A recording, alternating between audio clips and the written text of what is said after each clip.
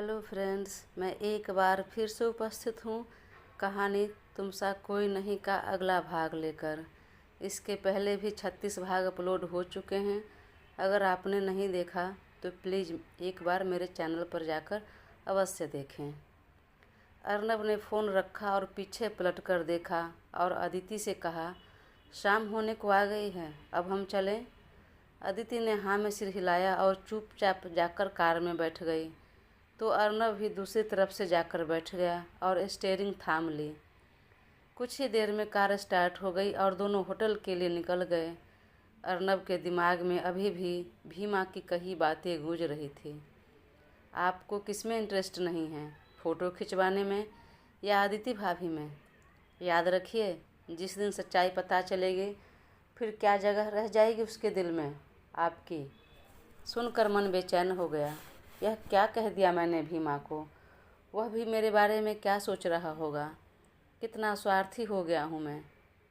फिर अगले ही पल मन में बोला, हाँ तो जो सोचना है सोचने दे। अब सबको तो मैं सफाई नहीं देता फिरूँगा, सच्चाई नहीं बताता फिरूँगा। मैं सबके नज़र में स्वार्थी हूँ तो वही सही।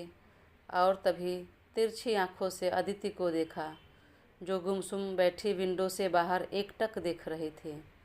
अर्नब भी एकटक देखता रह गया उसे। कितनी खूबसूरत है, कितनी मासूम, कितनी प्यारी। भला कौन होगा ऐसा पत्थर दिल इंसान दुनिया में जिसे इससे प्यार नहीं होगा, लगाव नहीं होगा? कौन इसे नहीं चाहेगा? मैं भी तो चाहने लगा हूँ। हाँ, मुझे भी तुमसे प्यार हो गया है, बहुत लगाव हो गया है। पर मैं बदनसीब, चाहकर भी तुम्हें नहीं अपना सकता, अपनी लाइफ में नहीं ला सकता। क्योंकि अब मैं नहीं चाहता कोई और मुझसे दूर चला जाए। नहीं चाहता कि मेरे करीब आकर किसी और की ज़िंदगी खतरे में पड़ जाए। सोचते ही बेचैनी सी हो गई तो बोतल से एक सिप पानी पिया। फिर एक हाथ से स्टीयरिंग थामा और दूसरे हाथ से चेहरे को अपने हाथ में भर लिया। मैं अच्छी तरह जानता हूँ तुम्हें भी मुझसे प्यार हो गया है, पर मैं मजबूर हूँ। मैं तुम्हारा नहीं हो सकता और उसके लिए मुझे माफ़ करना। अदिति विंडो से बाहर देखते हुए मन ही मन सोच रही थी, आखिर वह बार बार इतनी उम्मीद क्यों पाल लेती है?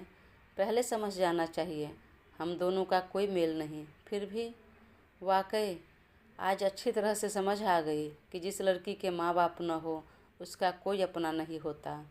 जीवन भर वो हर जगह ठुकराई जाती है। चलो अब इस सच्चाई को स्वीकार करो कि अकेले रहना है और अब दिल्ली जाकर सोचना है कि आगे क्या करना है, कहाँ अपना ठौर ठिकाना होगा। जब काफ़ी देर तक दोनों अपने अपने विचार में मगन रहे और कार में चुप्पी छाई रही, तब आखिरकार अर्नब ने ही पूछ लिया, फ़ोटो क्लिक करवा लिया आपने? अदिति ने धीरे से नज़र उठाकर उसकी तरफ देखा और मुस्कुराकर हाँ में सिर हिला दिया। तो आपने दिखाया नहीं मुझे? तब अदिति ने बैग में से सारे फ़ोटो निकालकर सामने रख दिया। उसने एक एक करके सभी फ़ोटो को देखते हुए कहा, बहुत खूबसूरत लग रही हैं आप इन तस्वीरों में। वैसे भी आप बहुत खूबसूरत हैं। थैंक यू बोलकर उसने एक बार फिर मुस्कुरा दिया, पर यह मुस्कान ज़बरदस्ती की लग रही थी। अंदर छुपी उदासी, दुख उस मुस्कान में भी झलक रही थी। हाँ, अंदर से दिल रो रहा था। और क्यों न रोए?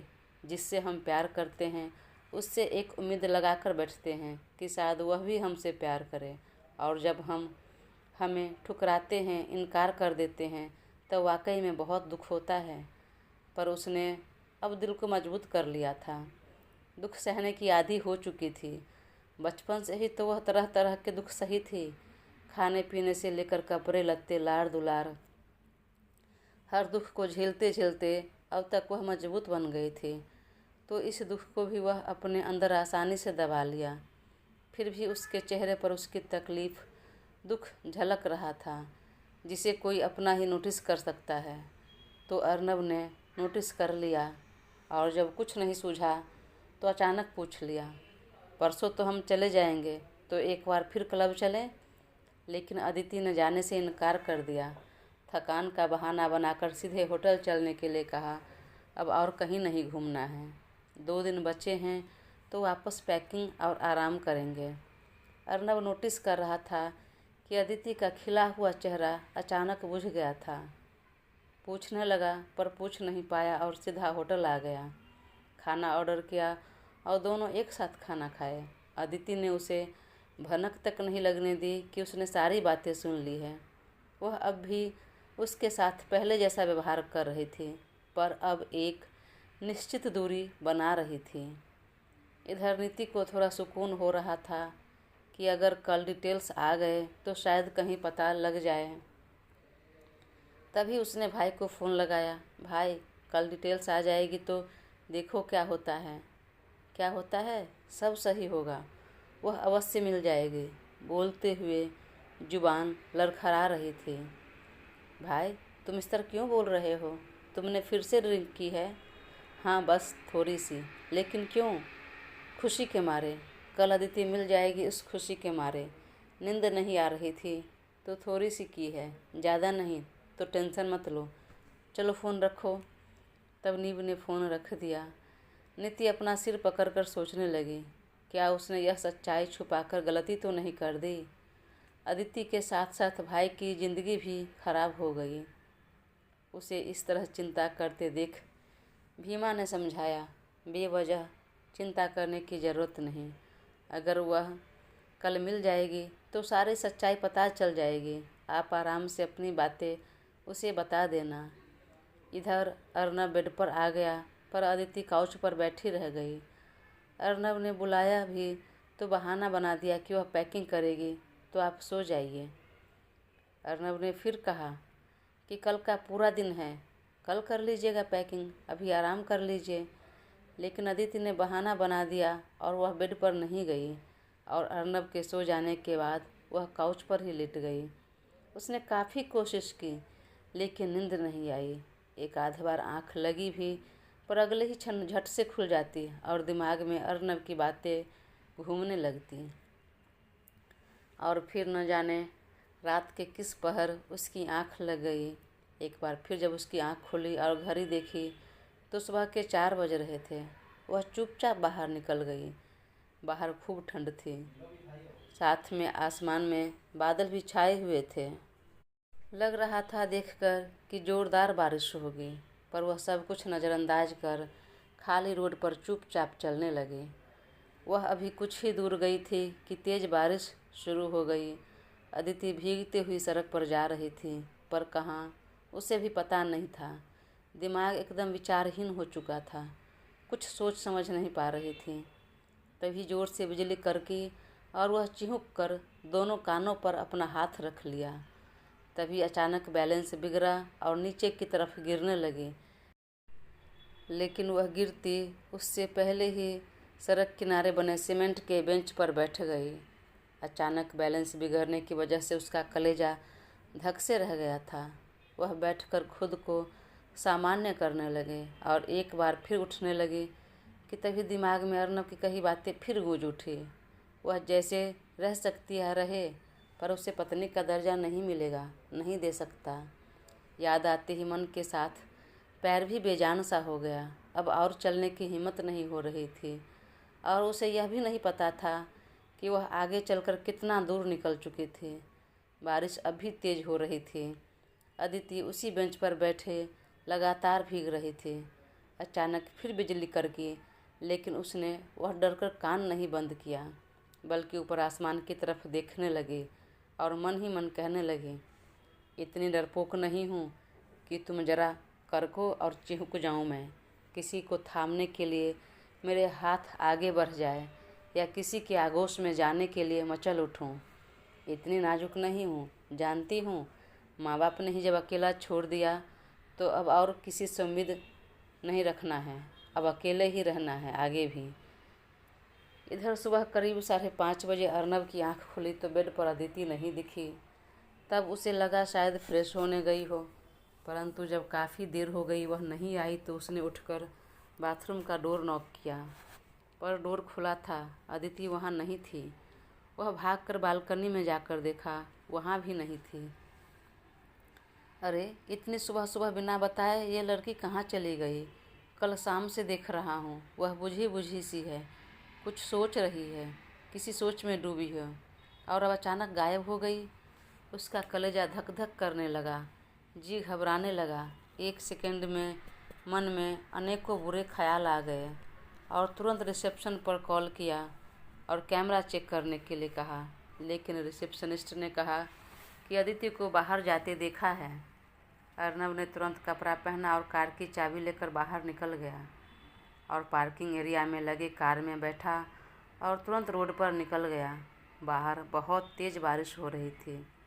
उसका जी अब घबरा रहा था।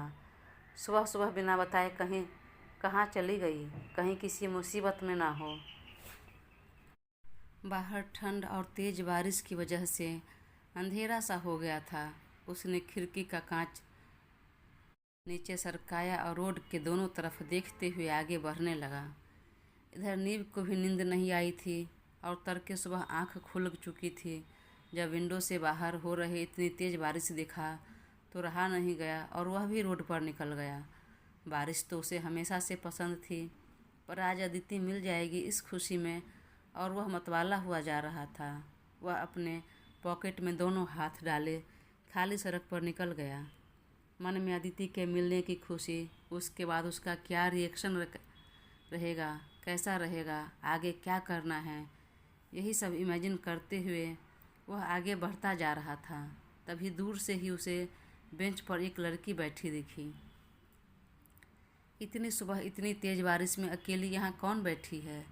कहीं अपनों से बिछड़ तो नहीं गई वो? रास्ता तो नहीं भूल गई?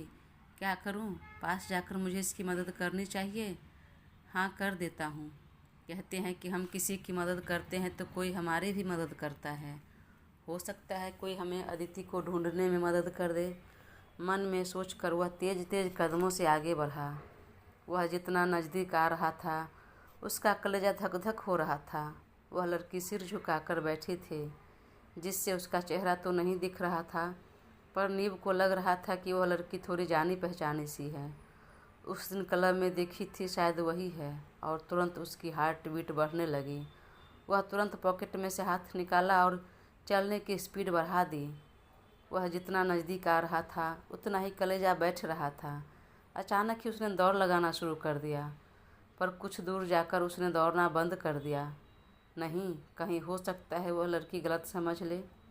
वैसे भी सुनसान रोड है, कोई तो है नहीं मुझे देखकर डर जाए। अब वह धीरे चलने लगा। अभी मुश्किल से कुछ ही कदम रह गए थे तो उसने आवाज़ लगाई, एक्सक्यूज़ मी, आप यहाँ क्यों बैठी हैं? वो लड़की ने हल्का सा सिर उठाया।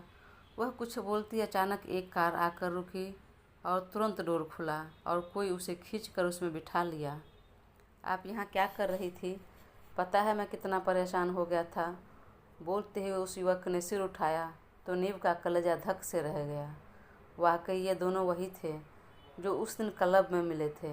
वह हाथ हिलाते हुए आवाज़ देकर उसे रोकने लगा, लेकिन तेज़ बारिश की वजह से उसने सुना नहीं और अदिति भी लगातार भीगने की वजह से तबीयत खराब हो रही थी। तो अर्नब ने तुरंत कार स्टार्ट किया और वापस मुड़ गया।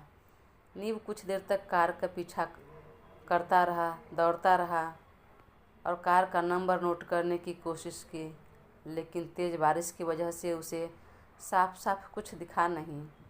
जब लगा कि कार आगे निकल चुकी है, उसकी पकड़ में नहीं है, तो एक शेड के नीचे जाकर तुरंत नीति को कॉल लगाया। अब तक गहरी नींद में सो रही थी। फ़ोन की आवाज़ सुनकर तुरंत आंखें खुल गई। हाँ भाई, इतने सुबह सुबह कॉल क्यों किया? नीति, जल्दी आ जाओ। मैंने अभी अभी अदिति को देखा, उसी लड़के के साथ जिसके साथ मैंने उस दिन क्लब में देखा था। भाई, रात में तुमने ड्रिंक किया था, इसी वजह से तुम्हें भ्रम हुआ होगा। मैं कभी इतना ड्रिंक नहीं करता कि अपने होश में ना रहूं, और मुझे कोई भ्रम नहीं हुआ है। देखो, बहुत तेज़ बारिश हो रही है और मैं रोड पर निकला था। वह लड़की यहीं बेंच पर बैठी बारिश में भीग रही थी। मैं अभी उसके पास जाने वाला था, उसे आवाज़ भी लगाई थी। वो सिर उठाकर मेरी तरफ देखती कि तब तक वह आया और उसे कार में बिठाकर लेकर चला गया। अच्छा, तो तुमने कार का नंबर नोट किया? नहीं कर पाया। इतनी तेज़ बारिश हो रही है कि कुछ साफ साफ दिख नहीं रहा था। नितिन ने विंडो खोलकर देखा तो वाकई तेज़ बारिश हो रही थी। तभी नीव ने तुरंत वीडियो कॉल किया। देखो, यहीं इसी बेंच पर बैठी थी वह, मैंने अभी अभी देखा। जल्दी से आ जाओ, हम इसी आसपास में पता करते हैं। ठीक है भाई, बोलकर उसने फ़ोन रखा और तुरंत भीमा को जगाया और सारी बातें कह दी। उसने कहा, ठीक है, हम दोनों निकलते हैं और नीव को कहिए वहीं रहने के लिए। और कुछ देर में तैयार होकर दोनों कार में बैठकर वहीं आ गए जहाँ नीव खड़ा था। भीमा आसपास में पता करने लगा, तभी कहा, 1 मिनट रुक जाइए, भाई को बताता हूँ, और तुरंत अर्नब को फ़ोन लगा दिया। इधर अर्नब अदिति को लेकर सीधा होटल आ गया। लगातार बारिश में भीगने की वजह से वह काँप रही थी ठंड के मारे। उसकी हालत देखकर अर्नब का भी जी घबरा रहा था। उसने उसे बाथरूम में ले जाकर तुरंत चेंज करवाया, फिर रूम का हीटर ऑन कर उसे ब्लैंकेट ओढ़ा दिया। ठंड के मारे अदिति के दांत किटकिटा रहे थे। क्या हो गया आपको अचानक? मैं कल शाम से देख रहा हूँ। क्या सोच रही हैं? और बिना बताए इतनी सुबह कहाँ चली गई? क्यों चली गई? और बताया कि क्यों नहीं? अभी आपको कुछ हो जाता तो? सुनकर अदिति ने तुरंत रजाई फेंक कर बोली, हो जाता तो हो जाता। आपको इतनी फिक्र करने की क्या ज़रूरत है? आप हैं कौन? होते कौन हैं? लगते कौन हैं मेरे? मैं अकेली रह सकती हूँ, खुद को संभाल सकती हूँ। जाइए, दूर हटिए, मुझे किसी के सहारे की ज़रूरत नहीं। जाइए, कुछ नहीं होगा मुझे। इतनी नाजुक नहीं कि थोड़ी देर बारिश में भीगने से बीमार पड़ जाऊँ या मर जाऊँ। मरने का नाम सुनते ही अर्नब को रहा नहीं गया। वह तुरंत अदिति का जबड़ा पकड़ लिया। खबरदार, जो यह शब्द मुँह से दोबारा निकला तो। गुस्से के मारे अर्नब का चेहरा तमतमा गया था। मुट्ठियाँ तुरंत कस गई थी। अदिति ने पहली बार उसके चेहरे पर डर, बेचैनी और गुस्सा देखकर चौंक गई। वह कुछ नहीं बोली तो अर्नब उसे वापस ब्लैंकेट ओढ़ा दिया और उठकर उसके लिए सूप मंगा लिया। फिर उसे गरम गरम सूप उस अपने हाथों से पिलाने लगा। अदिति ने 1-2 सिप पिया। तभी अर्नब की बातें एक बार फिर दिमाग में आ गई और उसने तुरंत सूप को हाथ से झटक दिया। पूरा सूप अर्नब के हाथों पर गिर गया। अदिति की चीख निकल गई, पर अर्नब सामान्य रहा। प्लीज़, आप फर्स्ट एड बॉक्स मंगाइए, ठंडे पानी से हाथ धोइए। लेकिन अर्नब ने उसकी बातों पर ध्यान नहीं दिया। उठकर उसने वॉश बेसिन में अपना हाथ धो लिया, फिर तुरंत दूसरा सूप मंगाया और उसे पिलाने लगा। अदिति की नज़र उसके हाथ पर गई, जो अब तक पूरी तरह लाल हो चुकी थी। प्लीज़, आप यहाँ पर कोई ऑइंटमेंट लगा लीजिए, मुझे कुछ नहीं हुआ है। चलिए, आप सूप पीजिए पहले। अदिति ने अब की बार पूरा सूप पी लिया तो उसे थोड़ी राहत मिली। इधर बार बार बज रहे मोबाइल पर अर्नब का ध्यान गया। वह इग्नोर करना चाहा, पर जाकर देखा तो भीमा कॉल कर रहा था। हाँ बोल, क्या हो गया तुझे? भाई, अभी अभी नीव ने उस लड़की को देखा है, यहाँ सड़क पर बैठी थी और उसके साथ वह युवक भी था। हाँ तो मुझे और कोई काम नहीं है क्या? वह बेहद नाराज़ हो गया, पर अदिति को देखकर सामान्य हुआ। देखो, आज वो डिटेल दे देगा, तो एक काम करो, तुम अपने दोस्त और उसके भाई को लेकर यहीं आ जाओ, वो खुद देख लेगा और मैं फ़िलहाल कुछ नहीं कर सकता। ठीक है भाई। क्या होगा जब अदिति, नीति और नीव आमने सामने होंगे? यह जानने के लिए अपना साथ बनाए रखें और चैनल को सब्सक्राइब कर मुझे ज़रूर सपोर्ट करें। Thank you.